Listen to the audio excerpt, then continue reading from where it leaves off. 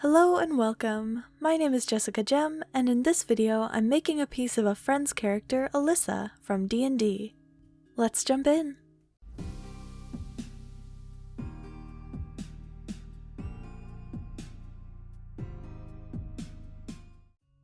Alyssa is a young monk, and I already had an idea of what I wanted this piece to be in my head before I started.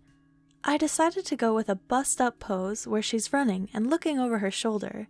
She's a strong young warrior, so I tried to make the muscles fairly present and nicely sculpted. I really wanted to make the hair flow well to get the classic pretty anime girl style that I had in mind. I spent some time on the line art to make it smooth and consistent, with the usual thick and thin variations I like to use. Because I wanted to do justice to the flowy hair, I took my time with it to make sure it was sectioned how I wanted it. I used a new technique of using solid color blocking to find the shapes and directions that looked nice, and then solidified the lines over that, adding more detail but still following the overall volumes that I had made. I kept the amount of lines heavier close to where it was twisting or overlapping, and then just a few in the wider areas to keep the textures where they belong. I drew a big, confident, happy anime face, and I'm not the most satisfied with it, but it's okay.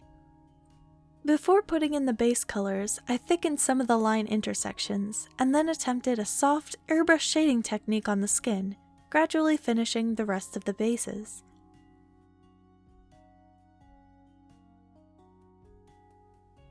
I blended the shading directly on each section, paying particular attention to the hair to maintain its texture and flow while leaving the highest parts for lighting.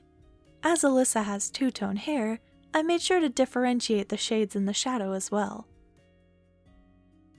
Next, I used the same soft shading technique from the skin on the clothes and added highlights to the hair, which I softened by blurring.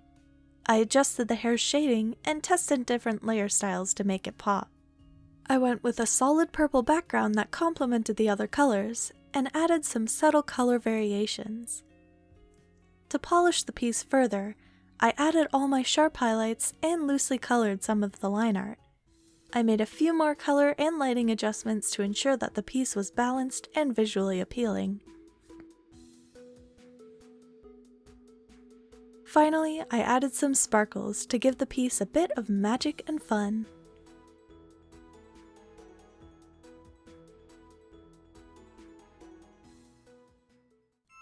I wanted to do this in the basic cutesy anime style, which I don't think I pulled off perfectly, but I'm happy enough with it.